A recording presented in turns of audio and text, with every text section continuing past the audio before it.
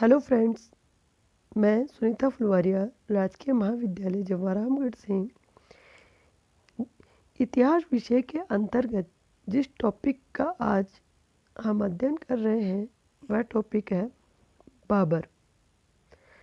बाबर का हम जब अध्ययन करते हैं तो उसके अध्ययन के अंतर्गत हम मुगल साम्राज्य के संस्थापक के रूप में बात करते हैं, उसके आरंभिक जीवन के बारे में बात करते हैं, समरकंद पर किस प्रकार आक्रमण किया, जब भारत पर आक्रमण किया बाद में, तो भारत के आक्रमण से पूर्व भारत की किस प्रकार राजनीतिक स्थिति थी, आर्थिक स्थिति और सामाजिक स्थिति थी, उस पर हम चर्चा करते हैं।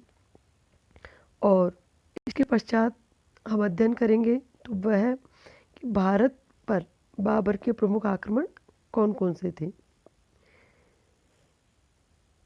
फिर बाबर एक साम्राज्य के निर्माता के रूप में कौन से महत्वपूर्ण बिंदु है जिसके अंतर्गत हम उसका अध्ययन करते हैं। अब हम विस्तार से इस पर चर्चा करते हैं। बाबर मुगल साम्राज्य का संस्थापक। बाबर ने अंतिम लोधी सुल्तान इब्राहिम लोधी का अंत कर भारत में मुगल साम्राज्य की स्थापना की और बाबर के पश्चात कई शासक इस वंश के हुए। बाबर ने मुगल साम्राज्य की स्थापना की। बाबर का आरंभिक जीवन क्या था उस पर अब हम चर्चा करते हैं। बाबर का नाम जहीरुद्दीन मोहम्मद बाबर था। उसका जन्म 14 फरवरी 1483 को हुआ था। उसके पिता का नाम उमर शेख मिर्जा, जो मध्य एशिया के छोटे से प्रदेश फरगना के शासक थे। माता का नाम कुतलुग निगार खानम था, जो चंगेज खां के वंश की थी। स्वयं बाबर भी वीर तैमूर का 5वां वंशज था। इस प्रकार बाबर की रगों में दो पराक्रमी विजेताओं का रक्त बहता था। बाबर का पिता उमर शेख एक साधारण योग्यता का शासक था, लेकिन उसकी असीमित आकांक्षाएं थी। उसकी साम्राज्य प्रवृत्ति के कारण अपने बड़े भाई समरकंद के शासक अहमद मिर्जा से उसके पिता की नहीं बनती थी और उसके मामा महमूद खां और अहमद खां से भी उसके पिता की नहीं बनती थी। इस प्रकार उमर शेख सदैव अपने शत्रुओं से घिरा रहा। एक दिन उमर शेख जब कबूतरों की उड़ान का आनंद ले रहा था, तभी उसका पैर फिसल गया और वह नीचे गिर गया। 9 जून 1494 में उसकी मृत्यु हो गई और 10 जून को अल्पायु में भी बाबर फरगना की गद्दी पर आसीन हुआ। बाबर की आरंभिक शिक्षा के विषय में ज़्यादा जानकारी नहीं मिलती, किंतु उसने एक कुशल साहित्यकार होने का जो परिचय दिया, उससे ज्ञात होता है कि उसकी आरंभिक शिक्षा अच्छी हुई होगी। उसे इतिहास, ज्योतिष, इस्लाम की परंपराओं का ज्ञान था। सैन्य संचालन के साथ उसे शासन प्रबंध की भी शिक्षा प्राप्त हुई थी। अतः उसकी मानसिक शक्तियों का ऐसा विकास हुआ था कि वह राजनीतिक घटनाओं के महत्व को आसानी से समझ लेता और मानव चरित्र को सरलता से परख लेता। लेकिन राज्यारोहण के बाद उसे 2 शत्रुओं का सामना करना पड़ा। एक तो अपने चाचा अहमद मिर्जा ने समरकंद से आक्रमण कर दिया और दूसरे उसके मामा महमूद खां ने भी बाबर पर आक्रमण कर दिया। लेकिन बाबर की सेनाओं के दृढ़ प्रतिरोध के कारण दोनों को अपने राज्य की ओर लौटने को बाध्य होना पड़ा। इस प्रकार उसे आरंभिक कठिनाइयों के निराकरण में सफलता प्राप्त हुई। वह अपने कुशल प्रबंधन के कारण अपनी प्रजा में शीघ्र ही लोकप्रिय हो गया। समरकंद पर आक्रमण। बाबर महत्वाकांक्षी था। अपने पूर्वज तैमूर की राजधानी समरकंद पर अधिकार करना चाहता था। जुलाई 1494 में उसके चाचा की निसंतान मृत्यु हो गई। अतः उसके भाई महमूद मिर्जा को गद्दी पर बिठाया गया, लेकिन 6 महीने बाद उसकी मृत्यु होने पर उसके पुत्र वेसुंगर मिर्जा को सुल्तान बनाया गया। स्थानीय अमीर उससे संतुष्ट नहीं थे, क्योंकि वे उसके छोटे भाई को गद्दी पर बिठाना चाहते थे। समरकंद में फैली इस अव्यवस्था से प्रोत्साहित होकर बाबर ने 1496 में समरकंद के विरुद्ध अभियान किया तथा अली मिर्जा से समझौता कर 1497 में समरकंद पर आक्रमण किया। उसे सफलता प्राप्त हुई। कठिनाई से वहाँ लगभग 100 दिन राज्य किया कि वह अस्वस्थ हो गया। अस्वस्थता का लाभ उठाकर उसके भाई जहांगीर मिर्जा ने फरगना पर अधिकार कर लिया। स्वस्थ होने पर फरगना की ओर गया, लेकिन फरगना पुनः प्राप्त नहीं कर सका। इस पर बाबर पुनः समरकंद की ओर लौटा, लेकिन समरकंद पर अब अली मिर्जा ने अधिकार कर लिया। इस प्रकार बाबर कहीं का शासक नहीं रहा। 2 वर्षों तक 1496 से 1498 तक इधर उधर भटकने तथा अपने राज्य को लेने के असफल प्रयास के बाद 1498 में पुनः फरगना पर अधिकार कर लिया, किंतु 1500 में फरगना पुनः उसके हाथ से निकल गया। 1501 में समरकंद के शासक शेबानी खां उज़्बेक को पराजित कर समरकंद पर अधिकार कर लिया, लेकिन 1502 में शेबानी खां अपनी पराजय का बदला लेने आया और सरेपुल नामक स्थान पर बाबर को पराजित किया। समरकंद पुनः बाबर के हाथ से निकल गया। इस पराजय के संबंध में बाबर ने लिखा है, इस समय मेरी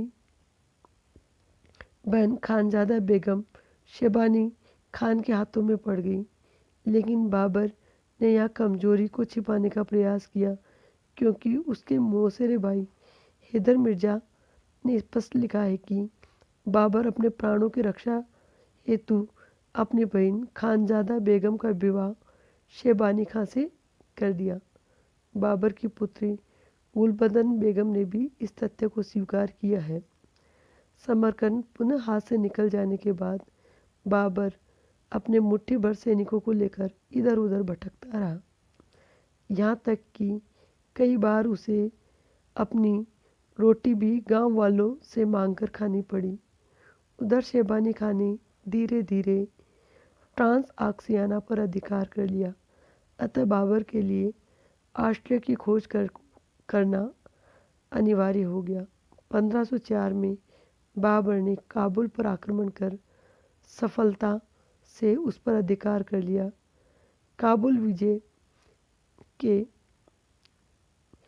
ने बाबर के जीवन में एक महत्वपूर्ण परिवर्तन किया, क्योंकि काबुल से वह समरकंद और हिंदुस्तान दोनों पर आक्रमण कर सकता था।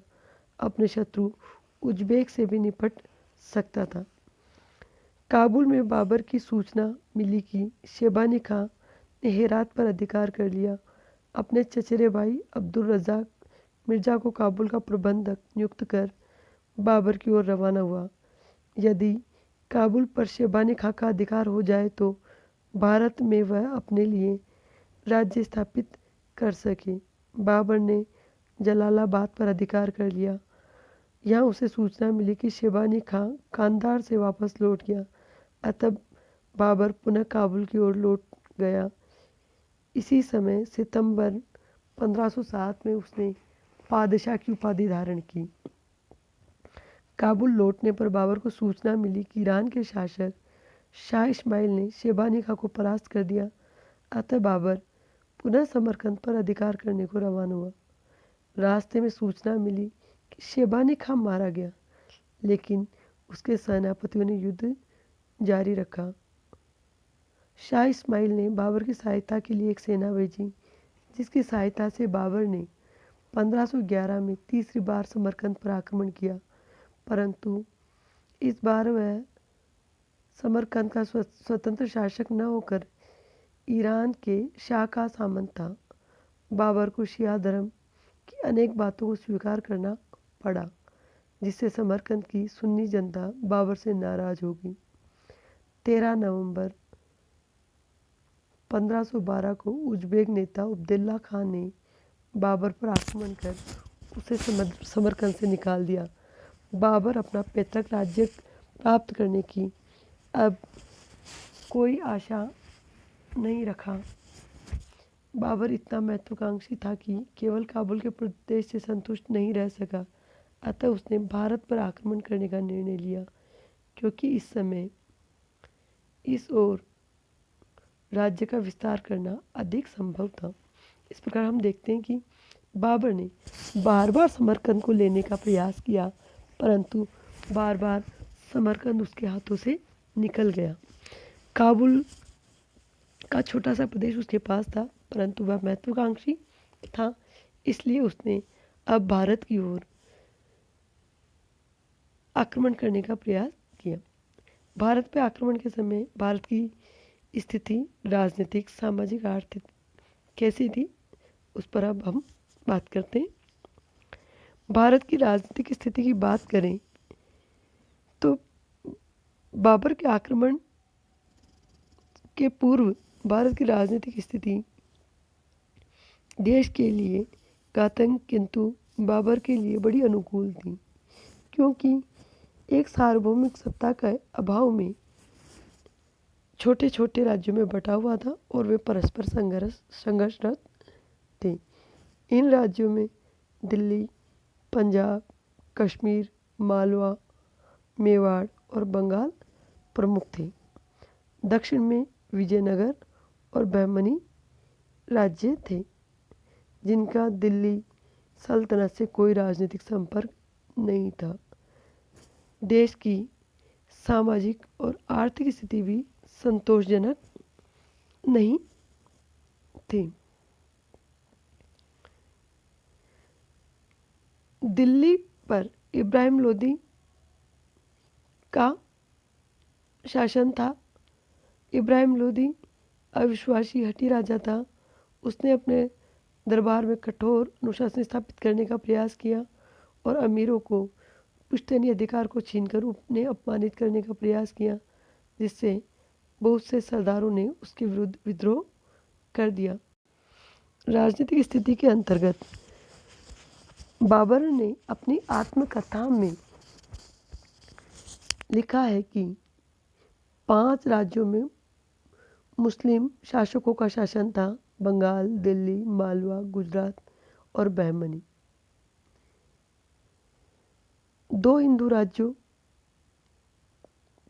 हिंदू शासकों के अधीन थे: मेवाड़ और विजयनगर। मेवाड़ पर सांगा का और विजयनगर पर कृष्णदेवराय का शासन था। कृष्णदेवराय को वह शक्तिशाली शासक बताता है। सामाजिक स्थिति की बात करें तो बाबर के आक्रमण के समय समाज में हिंदुओं और मुसलमानों के 2 वर्ग स्पष्ट रूप से दिखाई देते हैं। जाति प्रथा, वर्ण भेद, छुआछूत हिंदू समाज को जीर्ण बना दिया था। मुसलमानों में वर्ण भेद नहीं था, फिर भी सैयद अली अपने आप को उच्च वर्गीय मुसलमान मानते थे। अपने विदेशी रीति रिवाजों को त्याग कर भारतीय आचार व्यवहार को अपनाना प्रारंभ कर दिया था। हिंदू और मुसलमान सदियों से एक साथ रह रहे थे, अतः दोनों में मैत्री भाव उत्पन्न हो गए थे। दिल्ली को छोड़कर प्रांतीय शासक भी धार्मिक सहिष्णुता की नीति अपना रहे थे। कभी कभी कोई मुसलमान शासक दिल्ली के सुल्तान का अनुकरण करते हुए धार्मिक भेदभाव, अत्याचारपूर्ण नीति अपना लेते थे, लेकिन इस प्रकार के उदाहरण अब कम दिखाई देते थे। भक्ति आंदोलन के संतों ने भी दोनों संप्रदायों में एकता उत्पन्न करने का प्रयास किया। इन संतों में कबीर, नानक के नाम उल्लेखनीय। दोनों संप्रदायों को निकट लाने में सूफी संतों का भी योगदान महत्वपूर्ण रहा। शासकों और जनता की बोलचाल का माध्यम उर्दू भाषा बन गई। भक्ति आंदोलन ने प्रांतीय भाषाओं के विकास में भी योगदान दिया। स्थापत्य कला में भी हिंदू मुस्लिम स्थापत्य कला का समन्वय दिखाई देने लगा, किंतु समाज में स्त्रियों की दशा अच्छी नहीं थी। विधवा विवाह, बहुविवाह बहुविवाह बाल विवाह, सती प्रथा, जाति प्रथा आदि समाज के कलंक बने हुए थे। विधवा विवाह कहीं दिखाई नहीं देता। विधवाओं को तो बड़ा अपमानित जीवन जीना पड़ता था। मुस्लिम समाज में बहुविवाह प्रथा और तलाक ने तो स्त्रियों की दशा को अत्यंत शोचनीय बना दिया। दासियों के साथ अपमानजनक व्यवहार होता था। आर्थिक स्थिति के अंतर्गत भारत धन धान्य से पूर्ण था। अच्छी वर्षा होने के कारण कृषि की ओर उचित ध्यान देने के कारण अच्छी अवस्था थी। विदेशों से समुद्र के द्वारा व्यापारिक संबंध थे। उद्योग धंधे भी पूर्ण विकसित थे तथा दक्ष कारीगरों का भी अभाव नहीं था। समाज के सभी वर्गों को जीवन की आवश्यक सुविधाएं उपलब्ध थी। शासक और सामंत वर्ग तो संपन्न एवं विलास प्रिय थे, लेकिन निम्न श्रेणी के लोगों को धन का अभाव रहता था। लेकिन उनकी आवश्यकताएं सीमित रहने के कारण रोटी कपड़े का अभाव नहीं था। भारत की इसी संपन्नता ने भारत में बाबर को आक्रमण की ओर आकर्षित किया। भारत की सैनिक स्थिति। बाबर के आक्रमण के समय भारत में संगठित और व्यवस्थित सैन्य व्यवस्था का अभाव था। अस्त्र शस्त्रों भी समयानुकूल न होने के कारण सैनिकों की दशा बड़ी शोचनीय थी। यद्यपि भारतीयों को गोला बारूद की कला सीख ली थी, किंतु किसी भी शासक ने उन्नत कला की ओर ध्यान नहीं दिया। राजपूतों की सैन्य व्यवस्था सामंत प्रणाली पर आधारित थी और लोदियों की कबीलों पर आधारित थी। सैनिक अपने शासक के आदेशों की अपेक्षा अपने नायक के आदेशों को अधिक महत्व देता था, जिससे राष्ट्रीय स्वरूप दिखाई नहीं देता। कुशल रणनीति के अभाव में सेना के प्रत्येक अंग में सामंजस्य न होने के कारण सैनिक की स्थिति सदैव शोचनीय रहती। सामूहिक रक्षा उपायों के अभाव होने के कारण यहाँ बाबर को सफलता प्राप्त हुई थी।